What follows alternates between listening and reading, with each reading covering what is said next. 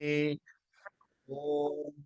पार्थाय प्रतिबोधितां भगवता नारायणेन स्वयं व्यासेन ग्रथितां पुराणमुनिना मध्ये महाभारतम् अद्वैतामृतवर्षिणीं भगवतीम् अष्टादशाध्यायिनीम् अम्ब त्वाम् अनुसन्दधामि भगवद् गीते भवद्वेषिणीम् गीते भवद्वेषिणीम् हरिः ओम् हरे कृष्ण हरे कृष्ण कृष्ण कृष्ण हरे हरे राम राम राम हरे कृष्ण हरे कृष्ण कृष्ण कृष्ण हरे हरे हरे राम राम राम हरे कृष्ण कृष्ण कृष्ण कृष्ण हरे हरे राम राम राम हरे हरे हरे कृष्ण हरे कृष्ण कृष्ण कृष्ण हरे हरे राम राम राम हरे कृष्ण हरे कृष्ण कृष्ण कृष्ण हरे हरे हरे राम राम राम हरे कृष्ण कृष्ण कृष्ण कृष्ण हरे हरे राम हरे राम राम राम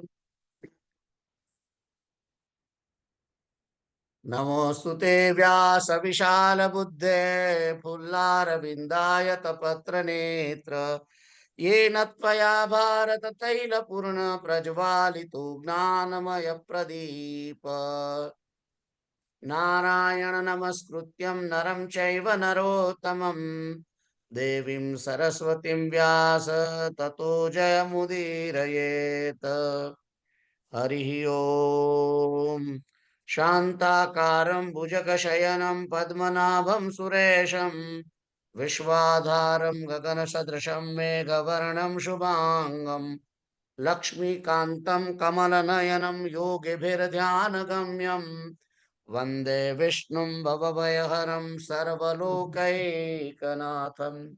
वसुदेवसुतं देवं कंसचाणूरमर्दनं देवकी परमानन्दं श्रीकृष्णं वन्दे जगद्गुरुम् यं ब्रह्मा वरुणेन्द्ररुद्रमरुतः स्तुन्वन्ति दिव्यैस्तवैर्वेदैर्साङ्गपदक्रमोपनिषदैर्गायन्ति यं सामगा ध्यानावस्थिततद्गतेन मनसा पश्यन्ति यं योगिनो यशान्तं न विदुः सुरासुरगणा देवाय तस्मै नमः देवाय तस्मै नमः देवाय तस्मै नमः देवाय तस्मै नमः कार्पण्यदोषोपहत स्वभाव पृच्छामि त्वां धर्मसम्मूढचेतः यच्छ्रेयस्यात् निश्चितं ब्रूहि तन्मयि शिष्यस्तेऽहं शाधि मां त्वां प्रपन्नम् शिष्यस्तेऽहं शाधि मां त्वां प्रपन्नम् शिष्यस्तेऽहं शाधि मां त्वां प्रपन्नम् जय सिया राम। જય સિયારામ. જય શ્રી રામ. તો સિયારામ. આપણે બીજો અધ્યાય ચાલતો હતો અને આઈ થિંક 40મો શ્લોક થયો હતો ના સોરી ક્યાં આવ્યું તું ખબર છે તમને?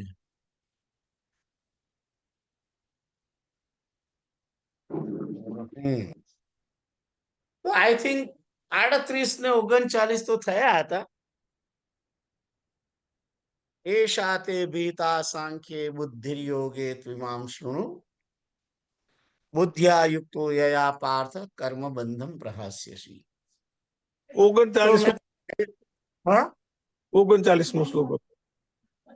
થઈ ગયો તો હા, બરાબર, કશો વાંધો નહીં, પણ હવે વાંચ્યો છે તો હવે એને ડિસ્કસ કરીએ.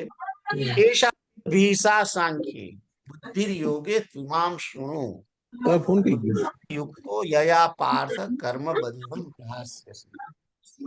તો કે છે કે આ બુદ્ધિ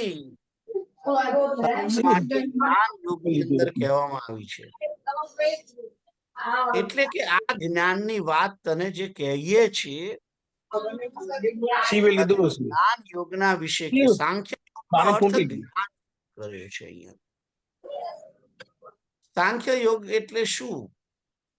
સાંખ્ય યોગની અંદર આ શરીર અથવા તો માયા, બ્રહ્મ અને જીવ આ ત્રણેયને લગતા તમામ તત્વો એની અંદર પંચ મહાભૂત આવી જાય, ઇન્દ્રિયો વિશે આવી જાય, કારણ શરીર, લિંગ શરીર, સૂક્ષ્મ શરીર, સ્થૂળ શરીર, આ બધાના વિશે તત્વથી એકદમ ડિટેલની અંદર વિષયો, પંચમહાભૂતો, પંચમહાભૂતોની તન્માત્રાઓ, આત્મા કોને કહેવાય, જીવ કોને કહેવાય, બ્રહ્મ કોને કહેવાય, માયા કોને કહેવાય, ત્રણ ગુણો કોને કહેવાય, મહત્તત્વ કોણ, સર્ગ શું, વિસર્ગ શું, આ બધું જે ડિટેલમાં જ્ઞાન છે એને સાંખ્ય યોગ કહે છે. તમે જ્યારે સાંખ્ય યોગને બરાબર પૂર્ણ રીતે જાણો છો તે સમયે એને સાંખ્ય યોગ જેણે જાણી લીધો એને આખા આ જગતની રચનાનો ખ્યાલ આવી જાય છે. અને જો બરાબર તત્વથી જો એને જાણ્યું હોય તો આ ઈશ્વર પ્રત્યેનું જ્ઞાન, આત્મા પ્રત્યેનું જ્ઞાન પણ એને આવી જાય છે. અને એ કેવી રીતે મુક્ત થવું જોઈએ સાંખ્ય યોગના આધારે, જ્ઞાન યોગ વડે એની એને ચાવી એમને મળી જાય છે. સારું, તો અહીં આગળ કહે છે કે તને અત્યાર સુધી બુદ્ધિ યોગ વિશે કહ્યું, અત્યારે સાંખ્ય યોગ વિશે કહ્યું, હવે તને બુદ્ધિ યોગ વિશે કહી રહ્યો છું.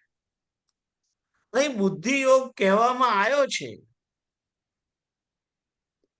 એનો આમ તો કર્મયોગ વિશે કહે છે, પણ કર્મની અંદર બુદ્ધિને જોડીને જે કર્મ કરવામાં આવે છે તેને કર્મયોગ પણ કહેવાય છે અને બુદ્ધિયોગ પણ કહેવાય છે. એટલે કહે છે કે તને કર્મયોગ આમ તો કહેવા માંગે છે હવે કર્મયોગ વિશે જ, પણ એ કર્મયોગની અંદર કર્મ કરતી વખતે બુદ્ધિને કેવી રીતે જોડવી અને બુદ્ધિપૂર્વક, કુશળતાપૂર્વક કેવી રીતે કર્મ કરવું એનું નામ બુદ્ધિયોગ. અને એને બુદ્ધિયોગ એટલા માટે કહેવામાં આવ્યો છે કે કર્મ નિષ્કામ કરતા કરતા, હું તમને આ બધી વાતો કહી રહ્યો છું કારણ કે આપણે એક વખત આખી ગીતા વાંચી લે છે, સમજ્યા છીએ. એટલે હું આ વખત હવે જે હું તમને કહી રહ્યો છું બધું એ એકદમ શ્લોક ટુ શ્લોક હવે હું સમજાવતો નથી તમને, કારણ કે શ્લોક ટુ શ્લોક હવે તમે સમજ્યા છો. એટલે હવે જે આપણે વાત કરીએ છીએ ભગવદ્ ગીતાને સમજવા પ્રયત્ન કરીએ છીએ તેમાં ખાસ તો મૂળ તત્વથી શું કહેવા માંગે છે ભગવદ્ ગીતા, એના વિશે સમજવાનું છે. તો હું જે કહી રહ્યો હતો કે કર્મયોગ જે છે એ કર્મને નિષ્કામ કરતા જ્યારે માણસ નિષ્કામ કર્મ કરે છે, એ નિષ્કામ કર્મ કરતા કરતા વ્યક્તિની બુદ્ધિ સ્થિર થઈ જાય છે. અને બુદ્ધિ સ્થિર થવાને કારણે એ સ્થિત પ્રજ્ઞ થયેલો હોવાથી આનું બીજું નામ બુદ્ધિયોગ પણ છે. તમને લાગે કે આ કર્મયોગ ને બુદ્ધિયોગ બે એક કેવી રીતે? તો મૂળ કારણ એ છે કે નિષ્કામ કર્મ કરતા કરતા કરતા કરીને એટલું બધું નિષ્કામ કર્મ કરે છે વ્યક્તિ કે નિષ્કામ કર્મ કરવાથી એની બુદ્ધિ જે વિષયોની અંદર જતી હતી, ભોગ બુભુક્ષા વૃત્તિ જેની હતી, અહંકૃત બુદ્ધિ હતી, એ બુદ્ધિ તેમાંથી નીકળી જાય છે. બુદ્ધિ નીકળી જાય છે એટલે કે મનુષ્યની વૃત્તિ નીકળી જાય છે. એ વૃત્તિ નીકળી જાય એટલે પરમાત્માની અંદર સ્થિત થાય છે. કારણ કે બુદ્ધિ ને રહેવાનું કોઈ સ્થાન તો જોઈએ ને, એટલે ઓટોમેટિક એ બુદ્ધિ એ પરતસ્તુ સહ, એનાથી જે શ્રેષ્ઠ છે, પરત આગળ આગળ ભગવદ્ ગીતાનો શ્લોક છે આ પરતસ્તુ સહ, આઈ થિંક ત્રીજો કે ચોથા અધ્યાયની અંદર છે આ, કે મનથી બુદ્ધિ શ્રેષ્ઠ છે અને બુદ્ધિથી આત્મા શ્રેષ્ઠ છે, આત્માથી પરમાત્મા શ્રેષ્ઠ છે. તો એ પરતસ્તુ સહ એ વાત અહીં આગળ થાય બની જાય છે કે બુદ્ધિ જેવી સ્થિર થાય છે, એ સ્થિર થયેલી બુદ્ધિ હવે પોતાના આત્માની અંદર પ્રવેશ કરે છે અને આત્માની અંદર સ્થિત થાય છે. અને આત્માની અંદર સ્થિત થયાની સાથે જ એ પરમાત્માની અંદર પણ પ્રવેશ કરે છે. તો આ પ્રોસેસ છે. એટલે સ્થિત પ્રજ્ઞ જે છે, એ સ્થિત પ્રજ્ઞની જે અવસ્થા છે એની અંદર બુદ્ધિ પરમાત્માની અંદર જ સ્થિત થાય છે, બુદ્ધિ આત્મામાં સ્થિર થાય છે, બુદ્ધિ એ બ્રહ્મની અંદર સ્થિત થાય છે, એટલે એને બુદ્ધિ યોગ કહેવામાં આવે છે. પણ બુદ્ધિ યોગ તો જ થાય જો નિષ્કામ કર્મ કરીએ તો. તો અહીં આગળ હવે ભગવાન, મેં જેમ તમને આગળ ગઈ વખતે પણ કહ્યું હતું કે ભગવાને સ્ટેરિંગ થોડુંક ચેન્જ ટર્ન લીધો છે અને ટર્ન લઈ રહ્યા છે અત્યારે. તો કે છે કે અત્યાર સુધી તને સાંખ્ય યોગ વિશે કહ્યું, હવે હું તને બુદ્ધિ યોગ વિશે કહું છું.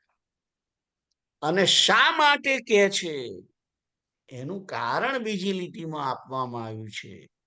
બુદ્ધ્યા યુક્તો યયા પાર્થ કર્મ બંધમ પ્રહાસ્યસી. આ બુદ્ધિ યુક્ત તારી બુદ્ધિ જોડાશે, બુદ્ધિ આ કર્મયોગની અંદર જોડાશે, એના કારણે હે પાર્થ તું કર્મના બંધનથી છૂટી જઈશ. કર્મના બંધનથી તું યુક્ત થઈશ નહીં, કર્મના બંધનને તું ત્યાગી દઈશ, એમ કહેવા માંગે છે. એટલે બુદ્ધિ જ્યારે પરમાત્માની અંદર જોડાય, બુદ્ધિ જ્યારે આત્મ સ્વરૂપની અંદર જોડાય, બુદ્ધિ જ્યારે કર્મની અંદર બરાબર જોડાય છે અને નિર્ણયપૂર્વક સ્થિત પ્રજ્ઞની માફક થઈ અને જ્યારે વ્યક્તિ કર્મ કરે છે ત્યારે એ કર્મના બંધનોને છોડી દે છે. કર્મનું બંધન એમ છૂટતું નથી. આખો દિવસ સકામ કર્મ કરીએ અને એકવાર નિષ્કામ કર્મ કરીએ એટલે કઈ કર્મનું બંધન છૂટે નહીં. કર્મનું બંધન એમ બધી છૂટવાનું નથી, બુદ્ધિ એમ જોડાવાની નથી. કન્ટિન્યુઅસ તમામ કર્મો નિષ્કામ કર્મ થાય ત્યારે સ્થિર બુદ્ધિ થાય અને ત્યારે એ આત્માની અંદર જોડાય, ત્યારે એ બુદ્ધિ પરમાત્માની અંદર પ્રવેશ કરે. જે આગળ પણ ભક્તિ યોગની અંદર આવે છે, મનમના ભક્તો, સોરી એને બીજો જે શ્લોક છે, મય્યર્પિત મનોબુદ્ધિ મામે વૈશ્ય સંશય, કે મારી અંદર બુદ્ધિ જોડ, મારે અંદર મન રાખ. એ જે બધી વાતો છે, તો બુદ્ધિ પરમાત્માની અંદર જોડાય એ તો જ જોડાય. આ કર્મયોગની વાત છે. તો જ જોડાય એ હું તમને જ શબ્દ વાપરું છું. એનું કારણ એ છે કે કર્મયોગ વડે બુદ્ધિ પરમાત્મામાં તો જ જોડાય જો નિષ્કામ કર્મ કન્ટિન્યુઅસ કરવામાં આવે તો. બાકી ભક્તિ વડે બુદ્ધિ જોડાય મનની અંદર, પરમાત્માની અંદર, અને જ્ઞાન યોગ વડે પણ જોડાય. એટલે બુદ્ધિ પરમાત્માની અંદર જોડાવાની, બુદ્ધિ યુક્ત થવાનું, એ બુદ્ધિ યુક્ત થવાની જે પ્રોસેસ છે એની અંદર 3 પ્રકારની પ્રોસેસ: કર્મયોગ, ભક્તિયોગ અને જ્ઞાન યોગ. તો અહીં આગળ એમ કે છે કે તારી બુદ્ધ્યા યુક્તો યયા પાર્થ કર્મ બંધમ પ્રહાસ્યસી.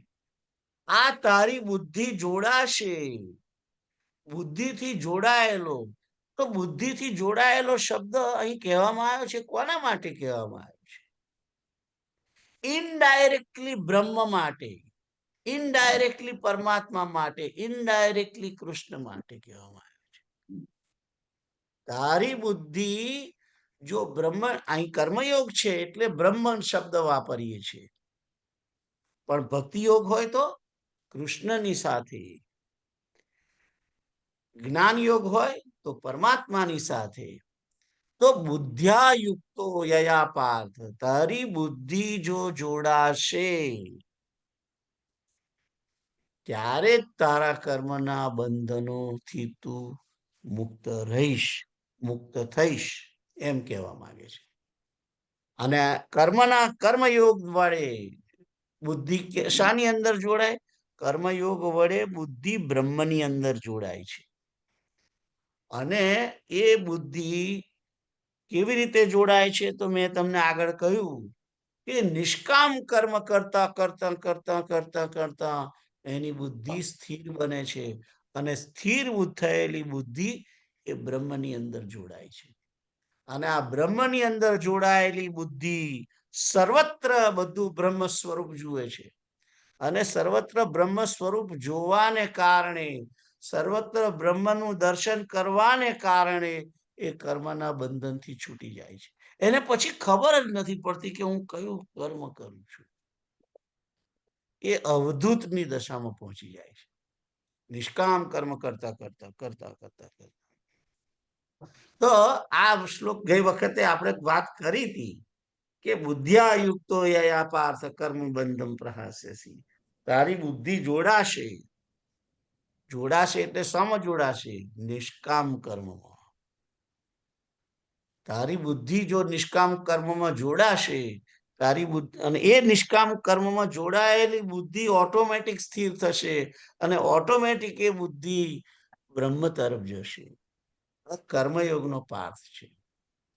તો બુદ્ધ્યા યુક્તો યયા પાર્થ કર્મ બંધમ પ્રહાસી છે. અને તું કર્મના બંધનથી ને તું ત્યાગી દઈશ, અથવા તો કર્મનું બંધન ને તને તું નાશ પમાડીશ, એમ કે છે. તને કોઈ કર્મનું બંધન પછી રહેશે નહીં, તું મુક્ત થઈશ. એ વાત અહીં કહેવામાં આવી છે. તો સીતારામ બોલો. આપણે તમે કહ્યું ને કર્મના ક્ષેત્રમાં બ્રહ્મનો મહિમા છે, કે બ્રહ્મની વાત થાય છે. એ જરી ફરી એ મેં એટલા માટે કહ્યું કારણ કે જે કર્મ ખાલી કર્મની અંદર જ જેનું એ છે, નિષ્કામ કર્મ જ કરે છે. એક નિષ્કામ કરનાર કર્મયોગ વડે, એટલે કે જે વેસ્ટર્ન કન્ટ્રીઝ બધી કે છે ને કે કર્મ કર્મ કર્મ, તમે કર્મ કરો તો એ પ્રમાણે કર્મના સિદ્ધાંત પ્રમાણે તમારા કર્મને કારણે તમને બંધન ને તમારે જન્મ મરણ થાય છે. એ થિયરી જે છે એની અંદર ભગવાનની કલ્પના નથી. એની અંદર સગુણ સાકારની કલ્પના નથી. સગુણ સાકાર ને માનતા નથી. કર્મયુગમાં જે જનારા હોય છે એ પરમાત્માને માનતા નથી. માને છે અમુક, એવું નથી ભગવાનને માને છે, પણ જે પ્યોર કર્મયોગ જે છે એની અંદર પરમાત્માની કલ્પના નથી. જે બીજા ધર્મો જે છે, સનાતન ધર્મની અંદર તો સગુણ ની એ છે, સગુણ નિરાકાર સગુણ સાકાર પરમાત્માને માને છે, પણ જે નિરાકારની ઉપાસના કરે છે બીજા ધર્મો, એ બીજા ધર્મો કેવી રીતે મુક્ત થાય? એમને પણ કર્મનો સિદ્ધાંત તો એમને લાગવાનો. તો એ લોકો જે નિર્ગુણવાદી જે છે, એ નિર્ગુણવાદીને માટે બ્રહ્મ છે. તમે બરાબર જો ધ્યાન રાખશો તો આ જે કર્મયોગના જે શ્લોકો, કર્મયોગના જે અધ્યાયો છે, બીજો, ત્રીજો, ચોથો અને લગભગ મારું માનવું છે પાંચમાની અંદર ધીમે ધીમે પછી ધ્યાન તરફ લઈ જાય છે. પછી છઠ્ઠામાં તો ભગવાન પોતાની જ વાત કરે છે કે યો મામ પશ્યતિ સર્વત્ર સર્વમ ચ મયિ પશ્યતિ ને બધું વાત કરે છે. પણ એ બધા જે 1 થી 6 જે અધ્યાય છે કર્મયોગના, એની અંદર કૃષ્ણ ભગવાન પોતે ખુલ્લમ ખુલ્લું બહુ એટલું બધું કહેતા નથી. ચોથા અધ્યાયમાં કહ્યું કે યદા યદા હિ ધર્મસ્ય ગ્લાનિર્ભવતિ ભારત, કૃષ્ણએ પોતાની વાત કરી છે. એ તો પેલાનો પ્રશ્ન હતો એટલે. બાકી શરૂઆતના જે અધ્યાયો છે એની અંદર સાકાર સગુણની કોઈ વાત જ નથી. આખો બીજો અધ્યાય તમે વાંચી જુઓ. તમે બીજા અધ્યાયના બધા શ્લોકો તમે જુઓ, મુક્ત થવાની વાત છે, પણ વિષયોથી પર થઈને આત્માને સ્થિર કરીને, બુદ્ધિને સ્થિર કરીને એ બધી વાત છે, પરમાત્માની વાત નથી. અને પરમાત્માનો જે કોન્સેપ્ટ, ભગવાનનો જે કોન્સેપ્ટ છે એ સગુણ સાકારનો કોન્સેપ્ટ છે. અને બ્રહ્મનો જે કોન્સેપ્ટ છે તે નિર્ગુણ નિરાકારનો છે. ત્રણેય એક જ છે, બ્રહ્મ, પરમાત્મા અને ભગવાન. પણ ત્રણેયની અંદર જે નિર્કારની ઉપાસના જે છે તે બ્રહ્મની ઉપાસના છે.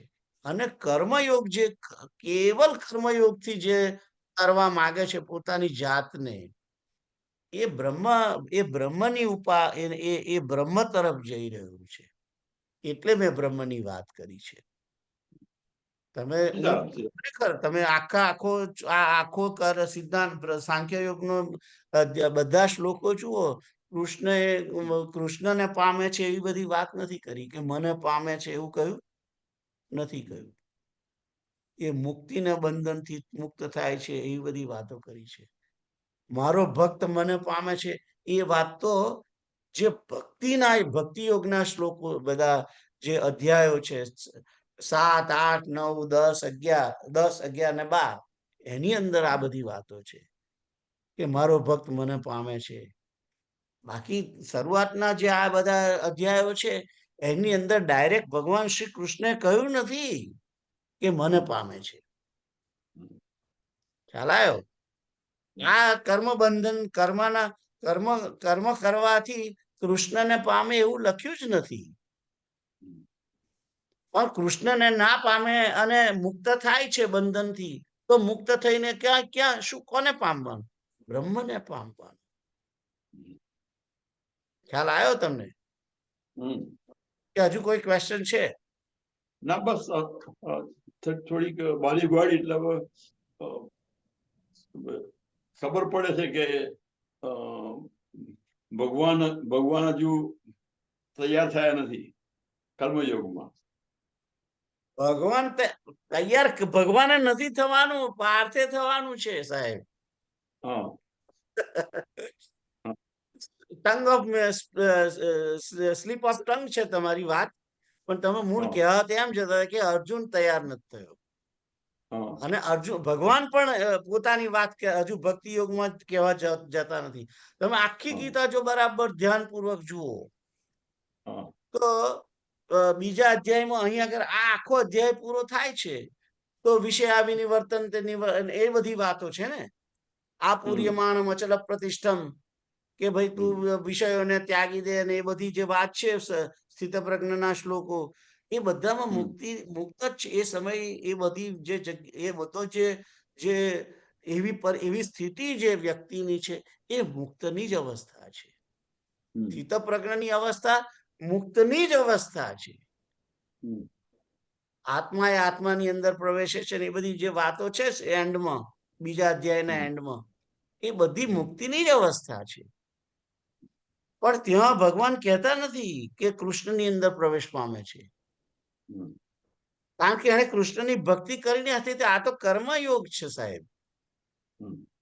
ધીમે ધીમે ધીમે ધીમે ધીમે સ્ટેરિંગ ચોથા અધ્યાય થી પાંચમામાં જાય છે. પાંચમામાં એ મન બુદ્ધિની વાત કરીને ધીમે રહીને એમણે ધ્યાન તરફ લઈ ગયા છે. પાંચમામાં, છઠ્ઠામાં ધ્યાન તરફ લઈ ગયા, અને છઠ્ઠામાં તો પછી યોમાં જે મને બધે જુએ છે. અરે તમને જુએ છે? અત્યાર સુધી તો તમે બીજી બધી વાતો કરતા હતા, તમને જોવાથી એ નાશ પામતો નથી. કેવી રીતે કે અર્જુનમાં બોલતો નથી? કારણ કે અર્જુન જાણે છે કે આ જ શ્રી કૃષ્ણ એ જ પરમાત્મા છે. ખ્યાલ આવ્યો? માણસ જો તમે બરાબર જો ધ્યાનપૂર્વક શ્લોકો જુઓ તો ધીમે ધીમે ધીમે ધીમે ધીમે ભગવાન આવી ગયા છે કે મને મને મને મને મને મને મને મારું દર્શન કરે તો યોમામ સ્મૃતિ નિત્યસ. એ બધી વાતો જે બધી આઠમામાં કહી, સાતમામાં કહે છે કે હું જ આ છું, મારાથી જ આ બધી જગત પ્રગટ થયું છે, અને આ બધી જે બધી સાતમો આઠમો નવમો, તેમાં એકદમ કેમ ના એ બાજુ પહોંચી ગયા છે? ધીમે ધીમે નથી પહોંચ્યા, એકદમ નથી પહોંચ્યા. પાંચમો છઠ્ઠા થી ચાલુ કરી દીધું છે. એ બાજુ પાછું ફરી થોડું સ્ટેરિંગ વાળ્યું છે એમણે.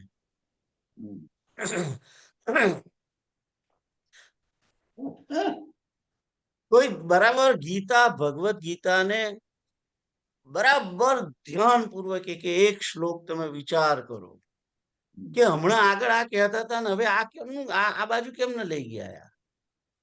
પણ પોતે ધીમે રહીને એવી રીતે ટર્ન લે છે ભગવાન. ધીમે ધીમે ધીમે ધીમે ધીમે ધીમે ધીમે ધીમે ટર્ન લે છે. ડોક્ટર ઇન્જેક્શન આપતી વખતે વાતો ચડાવે પછી હાલ દે એમ. હા, અને ઇન્જેક્શન આપી દે એવી રીતે લઈ જાય છે. અને જુઓ, પાછા ભક્તિ યોગમાંથી જ્ઞાન યોગમાં આવી ગયા. 13મા અધ્યાયની અંદર આયા, ક્ષેત્રજ્ઞની વાત કરી, રાઈટ? અને જ્ઞાનની અંદર આવી ગયા, જ્ઞાનની અંદર આવી ગયા, અને પછી અર્જુનને જુઓ, અર્જુનને જ્ઞાન પર ચડાવવાનો નતો, એમનું પોતાનું લક્ષ્ય છે. એટલે પાછા જ્ઞાનમાંથી પાછા ધીમે રહીને પાછા આયા બુદ્ધિ, પરાબુદ્ધિ, પરાભક્તિની વાત કરી છે ને 18મા અધ્યાયના એન્ડમાં. પરાભક્તિના શ્લોકો છે બધા. સ્વે સ્વે કર્મ નિરત, ત્યાંથી પરાભક્તિ કેવી રીતે પ્રાપ્ત થાય એના શ્લોકો છે. એ પરાભક્તિ ની વાત કરતા કરતા કરી અને છેલ્લે લાયા પછી કે ઈશ્વર સર્વભૂતાનાં હૃદય તિષ્ઠતિ બ્રાહ્મયન સર્વભૂતાની, ઈશ્વર બધાના હૃદયમાં બસેલો છે. પાછું એમ કરીને ધીમે રહીને ફરી પાછું સ્ટેરિંગ બદલીને પાછા આયા. સર્વધર્માન પરિત્યજ્ય મન્મના મદ્ભક્તો મધ્યાજીમામ નમસ્કુરુ. છેલ્લે તો અડિયો દડિયો કઈ લાયા?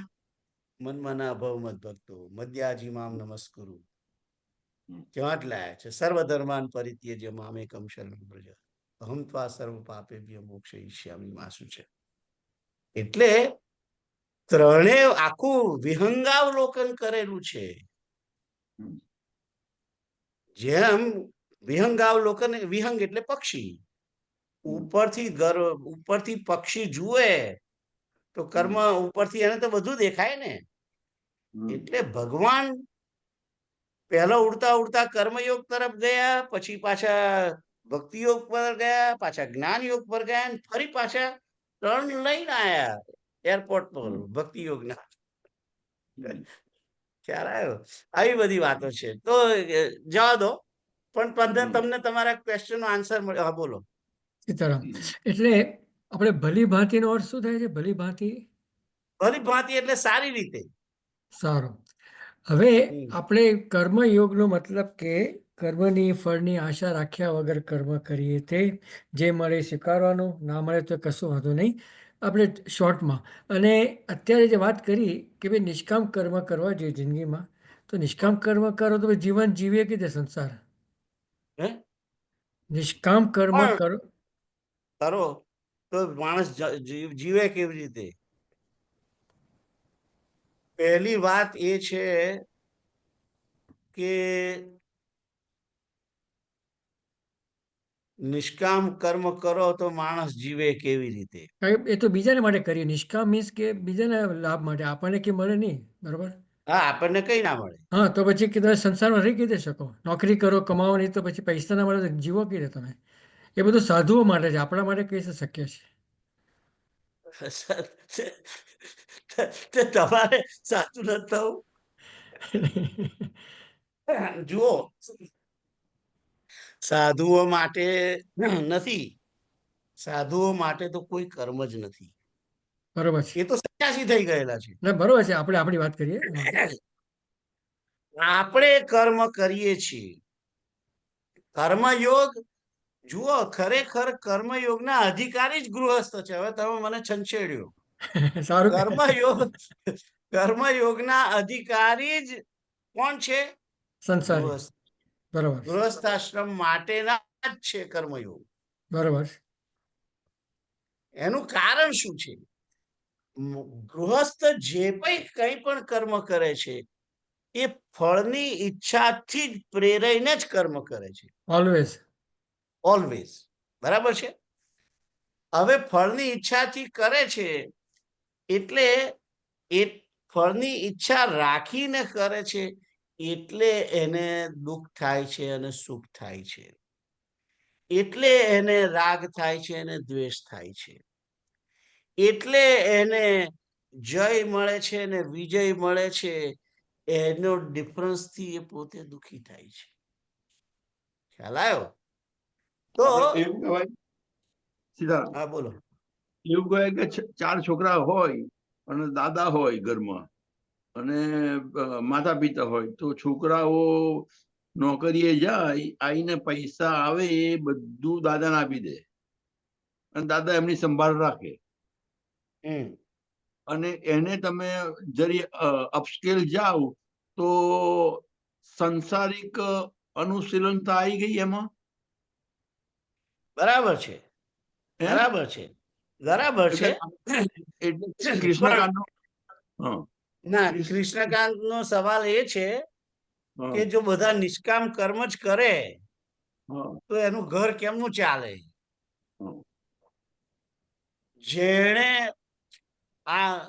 જેણે શરીર આપ્યું છે, કૃષ્ણકાંત, એ શરીર આપ્યું છે એ એનું ચાવણું પણ આપે જ છે. દાંત આપ્યા છે એટલે ચાવણું આપે જ છે. તમે નાના હતા, એક્ઝેક્ટ બેબી બોર્ન હતા આપણે, ત્યારે આપણું બધું કોણ કરતું હતું? મા બાપ. મા બાપ કરતા હતા ને. હવે પછી તમે મોટા થઈને તમે મા બાપ થઈને તમે તમારા છોકરાનું કરો છો ને. યસ. હે, તમે તમારા છોકરાનું લાલન પોષણ કરો છો અને તમારા મા બાપે તમને લાલન પોષણ કર્યું. એ નિષ્કામ કર્મ નહોતું? ના, એ તો સંસારિક ફરજ છે. તો ના, હવે તમે ફરજની વાત નહીં કરો. જો એ લોકોએ આપણને જન્મ આપ્યો હોય તેમની ફરજ છે કે આપણને મોટા કરવા જોઈએ. એ નિષ્કામ કઈ રીતે?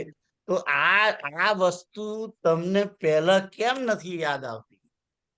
કે ભગવાને મને આ દેહ આપ્યો છે, તે આ દેહનું નિર્વહન ભગવાન કરશે એવો વિશ્વાસ હોવો જોઈએ ને. બરોબર, પણ નિર્વહન કરવા માટે કર્મ તો કરવું પડે ને, એમ કે ભગવાન ઉપરથી કરો પૈસા ને, નથી કર્મ વરસાવતા. કર્મ ના કરવાની કોણ કે છે? બરોબર. તમે તમે હવે તમારા પ્રશ્નથી દૂર થઈ રહ્યા છો. તમારો પ્રશ્ન શું હતો કે નિષ્કામ કર્મ કર્યા કરે તો સંસારમાં માણસ જીવે કે એનું સંસારનું વહન કેવી રીતે થાય, એ તમારો પ્રશ્ન હતો ને. Yes, yes. તો સંસારનું વહન તો થવાનું જ છે. ભગવાને આ જગત પ્રગટ કર્યું. એક વસ્તુ વિચારો, મનુષ્યને પ્રગટ કરતાની સૃષ્ટિ પ્રગટ કરતા પહેલા પશુઓની સૃષ્ટિ કરી, પશુઓની સૃષ્ટિ કરતા પહેલા પક્ષીઓની સૃષ્ટિ કરી, પક્ષીઓની સૃષ્ટિ કરતા પહેલા વનસ્પતિની સૃષ્ટિ કરી. તો વનસ્પતિની સૃષ્ટિ કેમ પહેલી કરી? જેથી પશુઓ વનસ્પતિને ખાઈને પોતાનું જીવન કરી શકે, નિર્વાહ કરી શકે. યસ. મનુષ્યોની કરતા પશુઓ કેમ? તો દૂધ ને એ બધું, અન્નનો આહાર ને આ બધું લઈ અને પછી મનુષ્ય પોતાનું નિર્વહન કરી શકે. એટલે માણસ, હું તમે કોઈ નિર્વહન જીવનનું કરતા નથી. આપણે તો લઈ આવીએ છીએ. ઘઉં ને બાજરી નો લોટ જે છે એ સ્ટોરમાં જઈને લઈ આવીએ છીએ. આપણે કે એને બનાવતા નહીં. ના. મનુષ્ય કર્મ કરે છે એટલે કરે છે શું? મનુષ્ય ખાલી વસ્તુ પોતાને ઘેર લઈ આવે છે.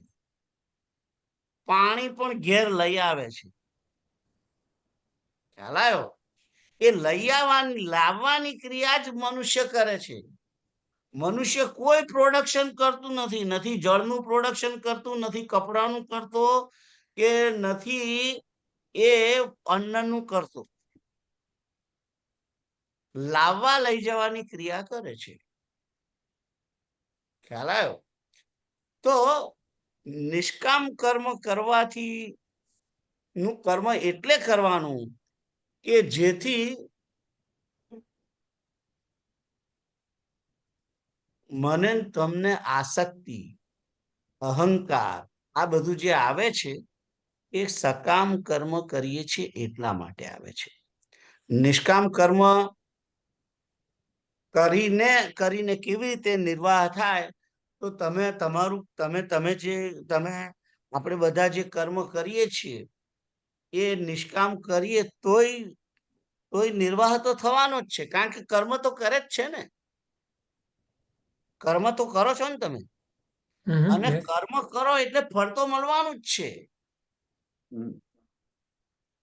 કર્મ યસ. કરો એટલે ફળ મળવાનું જ છે. તમે બાજરીનો દાણો જેવો ખેતરમાં રોપો સાહેબ, તો 60 દિવસે બાજરીનું ડુંડું આવવાનું છે. બરોબર છે. એટલે નિર્વાહ કેમ ન થાય એ તો તમારો પ્રશ્ન ખોટો છે ને. નહીં, પણ ધારો કે નોકરી કરો ને પગાર મંદિરમાં મૂક્યો, ઘેર લાવો નહીં તો ખાવ શું તમે? એવું ને, જો નોકરી તમને પગાર લાવો નહીં એટલે તમે પેલાને પાછો આલ દો. મંદિરમાં મૂકો, એમ દાન કરો, બીજા માટે દાન કરો, એમ. નિષ્કામ, નિષ્કામ. હા, બરાબર. તમે નિષ્કામનો અર્થ સમજ્યા નથી સાહેબ.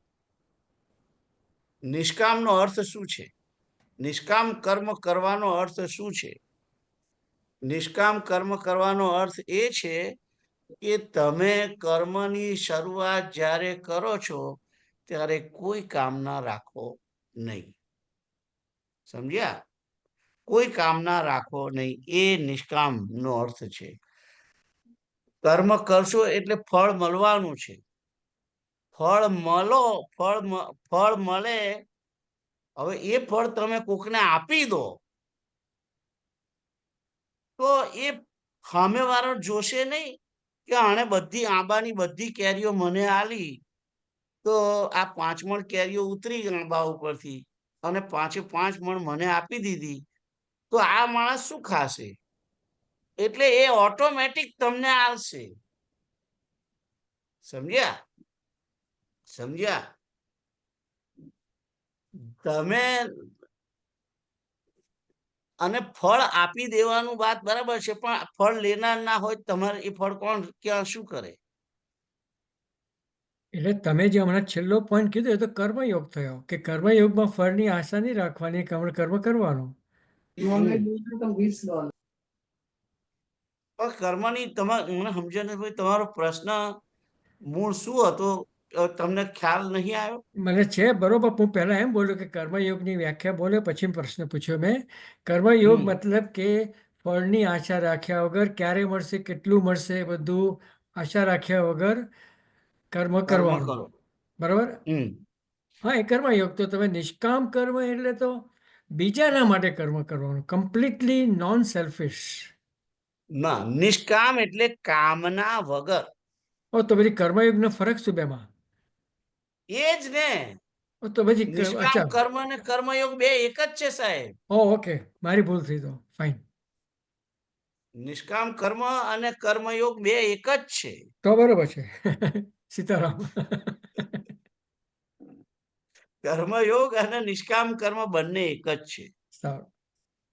પેલો સુખડિયા વાળાએ ઉપર ત્યાં બોર્ડ માર્યું છે, યોગ કર્મ શું કૌશલમ.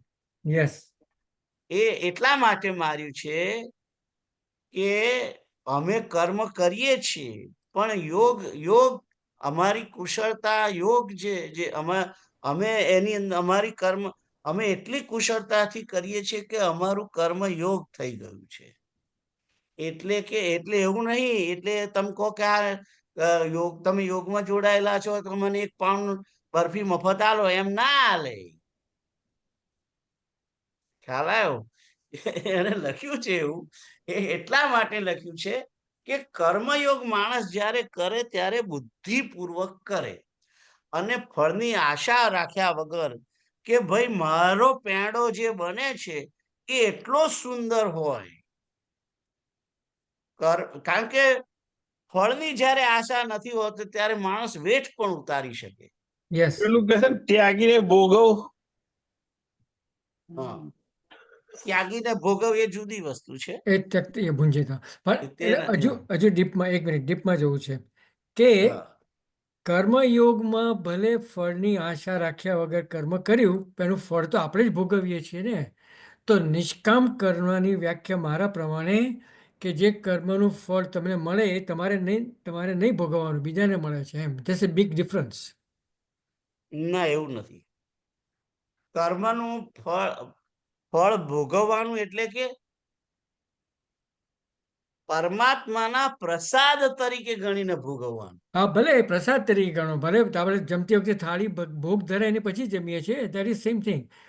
પણ નિષ્કામ કર્મ તો સાધુઓ કરે. સ્વામી વિવેકાનંદ કરતા હતા નિષ્કામ કર્મ. બરોબર? એટલે ઇટ્સ કમ્પ્લીટલી ડિફરન્ટ કેટેગરી. ના, એવું નથી. નિષ્કામ કર્મની અંદર બધું ફળ ત્યાગી દેવું, એવું એ વાત તો બરાબર જ છે તમારી. એ વાત બરાબર છે. કોઈ પણ એનો નિર્વાહ પછી કોણ કરે? બાબા રામદેવ એમની સંસ્થા કરતી હતી, બધા સાધુઓની સંસ્થા કરે જ છે ને, બધા હજારો સાધુઓની બધા. બસ એ જ તમારો જવાબ છે કે નિષ્કામ કર્મ કરે તો પછી તમારું જીવનનો નિર્વાહ કેવી રીતે થાય? જગત કરે. એ તો બધા રૂપી સાધુઓ છે, પરમેશ્વર. આપણે સંસારી છીએ. આપણો કોઈ નથી કરવાનું. તમને ખબર નથી. જુઓ, તમે એક ભાઈ, એક સૌરાષ્ટ્રની અંદર ડોક્ટર વસંત પરીખનું નામ તમે સાંભળ્યું છે? ના. એ લેખક હતા. આપણે સ્કૂલમાં હતા ને ત્યારે એમની કવિતાઓ, એમના પાઠ આવતા હતા. અચ્છા. એ ડોક્ટર વસંત પરીખ, એમનું દવાખાનું કઈ છે સૌરાષ્ટ્રમાં હતું, અત્યારે તો નહીં હોય કદાચ એ, પણ એમના દવાખાનાની ઉપર લખ્યું હતું, બોર્ડ માર્યું હતું, દર્દીએ અહીં ફી આપવી જરૂરી નથી. શું લખ્યું હતું? દર્દીએ અહીં ફી આપવી જરૂરી નથી. અચ્છા. એ જે છે, એ જે બોર્ડ માર્યું છે વસંત પરીખે, ડોક્ટર માર્યું હતું, એ ડોક્ટર વસંત પરીખે બોર્ડ માર્યું કે દર્દીએ અહીં ફી આપવી જરૂરી નથી, આવું લખીને અંદર બેઠા છે એ ડોક્ટર. અને પછી કોઈ આવ્યો, એને ઈલાજ કર્યો, તો લાઈનમાં જેટલા બધા બહાર ઊભા હોય દર્દીઓ, એ બધા પૈસા આલ્યા વગર જતા રહે. ખબર નહીં. પૈસા કોઈ એ માંગતા જ નથી ફી. તો આપી દે કે લો સાહેબ, અમને અમારે આપવા છે તમને. માગતા એ નતા પણ સ્વીકારતા તો નતા કે નતા સ્વીકારતા.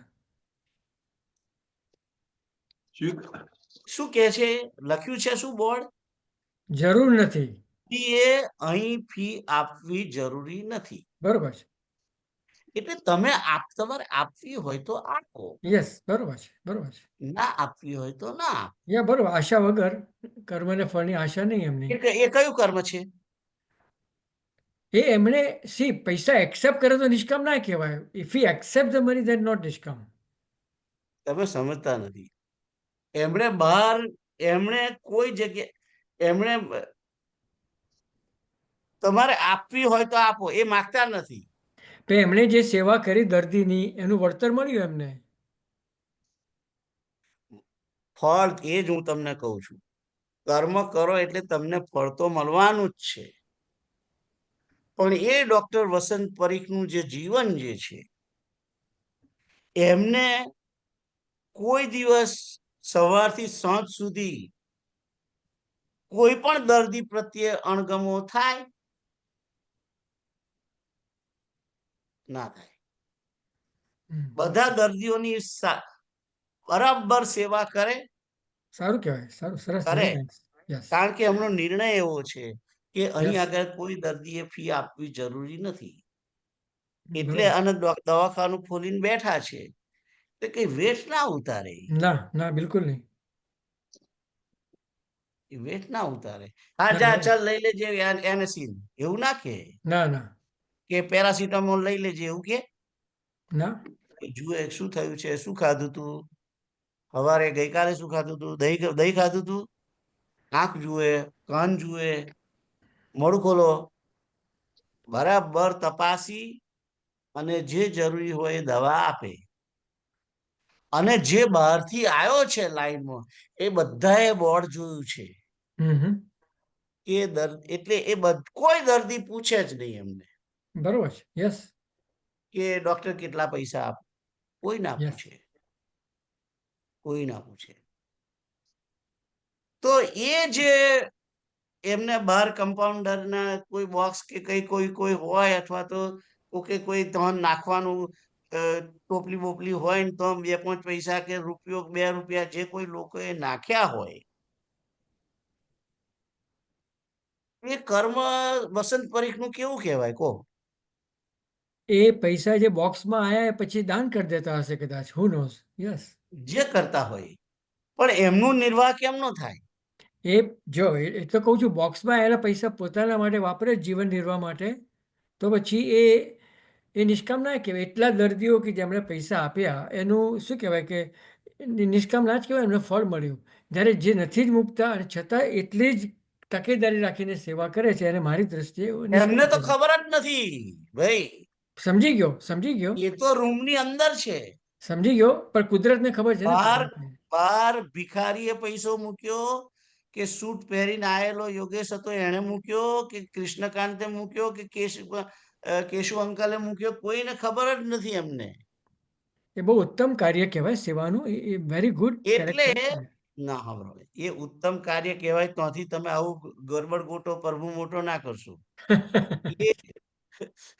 એ જે છે, એ જ એક્ઝેક્ટ જીવનનું કન્ટિન્યુઅસ નિષ્કામ કર્મ છે. ખ્યાલ આવ્યો? બરોબર. અને એમાંથી એ જે કઈ કદાચ કારણ કે પૈસા તો પડ્યા છે, એ આપી દે કોઈને, અને પોતાને જેટલું જોઈતું હોય, પોતાને પેન્ટ સીવડાવવાનું હોય એટલા જ પૈસા વાપરે.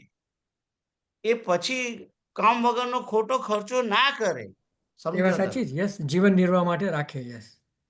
એ જીવન નિર્વાહ પૂરતો જ, એમ કહું છું. બરોબર છે. અને એ વસંત પરીખને સુખ દુઃખની હેડકી આવે? ના. ના આવે. એ આખો દિવસ જેને 8, 9, 10 કલાક આ રીતે જ કર્મ કર્યું છે, એ ઘેર જાય તો ઘેર જઈને પછી એ જે કઈ કર્મ કરતો હશે એ સકામ કરતો હશે? હવે ઘરમાં તો કુટુંબની ફરજ જે બજાવતા હશે, ખબર નહીં. બજાવતી. પણ એની અંદર પણ જેમ આપણને આપણા છોકરા વૃદ્ધ થશે ને પાલવશે, એ 7મા પડદે જે ઈચ્છા હોય છે એ ઈચ્છા વસંત પરીખના મનમાં થાય ખરી? ના, નિસ્પૃહ છે, નિસ્પૃહ. એ જીવ નિસ્પૃહ થઈ ગયો છે, સ્પૃહા રહિત થઈ ગયો છે. એ જીવ જે છે ને એ સ્થિતપ્રજ્ઞ થયેલો છે. બધામાં ભગવાન જોઈને સેવા કરે દર્દીઓની. યસ. ખ્યાલ આવ્યો? એ સ્થિતપ્રજ્ઞ થયેલો છે. એને મંદિર જવાની જરૂર ખરી? ના, બિલકુલ નહીં. એને દર્દીમાં જ નારાયણ દેખાય યસ, છે. બિલકુલ એ જ.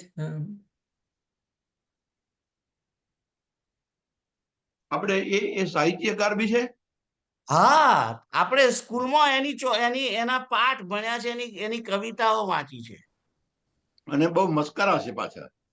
હા, કારણ કે બાપુના ચાહક છે. હા, ધેટ્સ રાઈટ. Yeah. તો એ વસંત પરીખનું જીવન તમે વિચારો કે એનું ઘર નહીં ચાલતું હોય, ચાલે છે ને. નોકરીની વાત તમે જે કરી, હવે એની વાત કરું. નોકરી કરો એટલે તમને પેલું એ તો આપે જ, પગાર તો મળવાનો જ છે. તમે પગાર ના લો તો કહી દે તમને કે કાલથી તું ના આવીશ ભાઈ. તો એ તો તમે કર્મ કરવાનો અધિકાર છોડી દીધો ને. બરોબર છે. એટલે કર્મ તો કરો, નોકરી કરો, પણ નોકરી કર્યા પછી તમને તમારા બોસ જોડે કોઈ આશા ના હોવી જોઈએ, અને તમે ફેithફુલ પ્રમાણ રીતે કર્મ કરો કે કઈ રીતે આ મારો માલિક જે છે એનું ભલું થાય, એનો એક કર્મ, આપણું એક કર્મ જે કરીએ છીએ એની અંદર કોઈ આશા નહીં, અને કોઈ સમયની ચોરી નહીં, કે બેસી રહેવાનું નહીં, કે ફોન પણ નહીં વાપરવો, કે બધું જે વ્યવસ્થિત રીતે જે છે, માણસ પોતે નોકરી કરતા કરતા પણ નિષ્કામ કર્મ કરી શકે છે. કરી શકે છે, કરી શકે છે. એટલે જ્યારે તમે પ્રામાણિકપણે રહી અને પોતાનું કર્મ કરો છો, એ નિષ્કામ કર્મ થઈ જાય છે. અને આટલું બધું હોવા છતાં તમારી ઉપર બીજો બોસ બેસાડી દે, તમને પ્રમોશન ના આલે તોય તમને કઈ ના થવું જોઈએ મનમાં. બસ ડિફિકલ્ટ પણ થવું ના જોઈએ. ડિફિકલ્ટ થયું, જો તમને ડિફિકલ્ટ થયું એનો અર્થ કે તમે કામના સહિત જ તમે નોકરી કરો છો. ના, બરોબર છે, બરોબર, સાચી વાત છે. કામના સહિત જ તમે નોકરી કરો છો, એ તો નિષ્કામ કર્મ છે જ નહીં. ના, બરોબર, સાચી વાત છે. તો તમને પ્રશ્ન તમારો ખબર નહીં કે બહુ લાંબો ચાલ્યો, પણ આપણે પેલો જે શ્લોક છે, ગતિર્ભરતા પ્રભુ સાક્ષી નિવાસ શરણમ સુરત, એને થોડું ડાઉન સ્કેલ કરીએ પ્રભવ દાદા નિદાનમ બીજમ અભ્યાય. એનો ડાઉન સ્કેલ એટલે એનું થોડું આપણે સંસાર બાજુ લાવીએ અને કુટુંબ સરખું હોય તો દાદા ભરતા થયા, રાઈટ? તમારો ખ્યાલ રાખે દાદા. જુઓ, હું તમને એક વસ્તુ કહું, મનુષ્ય માત્ર અજ્ઞાની છે, મનુષ્ય માત્ર અપૂર્ણ છે. મુક્ત પુરુષોની વાત જુદી છે,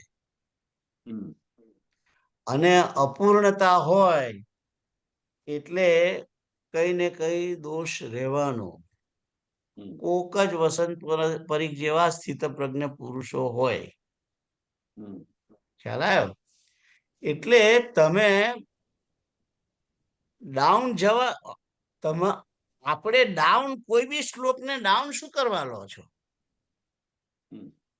ગતિર ભરતા પ્રભુ સાક્ષી નિવાસમ શરણમ શરત એ જે શ્લોક છે કૃષ્ણ માટેનો છે. હમ. અને રામચરિત માનસમાં તો કે છે ભગવાન પોતે ઊભા થઈને બોલ્યા, આસન પર બેસીને નહીં, ઊભા થઈને બોલ્યા. શું બોલ્યા? હમ. કે મારો ભક્ત થઈને બીજાની આશા રાખે તો એનો વિશ્વાસ કેટલો. હમ. તો તમે ગતિર ભરતા પ્રભુ સાક્ષીનો અર્થ ઘરના કુટુંબના વડીલ તરીકે એ શ્લોક વાપરતા હોય તો તમારો ને મારો વિશ્વાસ કેટલો પરમાત્મા પ્રત્યે? હમ. ના, હું કઉ છું કે વ્યવસ્થા રૂપે એ વાત કરું છું, વિશ્વાસની નહીં. જુઓ, અધ્યાત્મની જે ગતિ કરી રહ્યો છે, અધ્યાત્મના માર્ગે જે રહ્યો છે, એને તો સર્વત્ર પરમાત્માનું જ દર્શન કરવાનું છે. હું જો મારા દાદાએ મને આપ્યું ને એમણે આ બધું કર્યું ને એ બધું જેમ વિચારતા હો તો પછી ભેદ દ્રષ્ટિ જ છે ને. જવાનું છે ભેદ દ્રષ્ટિમાંથી અભેદ દ્રષ્ટિ તરફ. ખ્યાલ આવ્યો? તમે દાદા કહો ત્યારે તમને એમ થાય કે મારા દાદા, મારા બાપા, મારા કાકા. ખ્યાલ આવ્યો? એટલે અભેદ દ્રષ્ટિ તરફ જવાનું છે. એ દાદાની અંદર તમે કૃષ્ણ કેમ નહીં જોતા? મારો એમ પ્રશ્ન છે.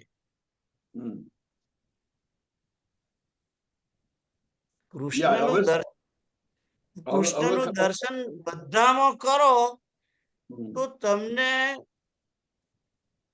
સગા સંબંધીઓ પ્રત્યે પણ તમારો જે મમતા છે જતી રહે. ખ્યાલ આવ્યો? તો કૃષ્ણનું દર્શન બહુ જરૂરી છે. ગતિર ભરતા પ્રભુ સાક્ષી જેના માટે કહ્યું છે. અને પણ બીજી લીટી તમે વાંચી છે, પ્રભવ પ્રલય સ્થાનમ નિધાનમ બીજમ અવ્યયમ.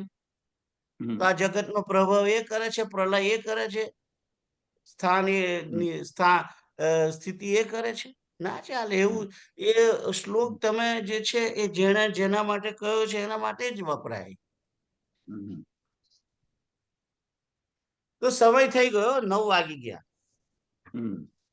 ઓમ શ્રી કૃષ્ણ ગોવિંદ હરે મુરારે, નાથ નારાયણ વાસુદેવ. શ્રી કૃષ્ણ ગોવિંદ હરે મુરારે, નાથ નારાયણ વાસુદેવ. શ્રી કૃષ્ણ ગોવિંદ હરે મુરારે, નાથ નારાયણ વાસુદેવ. ઓમ પૂર્ણમદ પૂર્ણમિદમ પૂર્ણાત પૂર્ણમુદચ્યતે પૂર્ણસ્ય પૂર્ણમાદાય પૂર્ણમેવાવશિષ્યતે. હરે કૃષ્ણ કૃષ્ણ કૃષ્ણ હરે હરે, હરે રામ રામ રામ હરે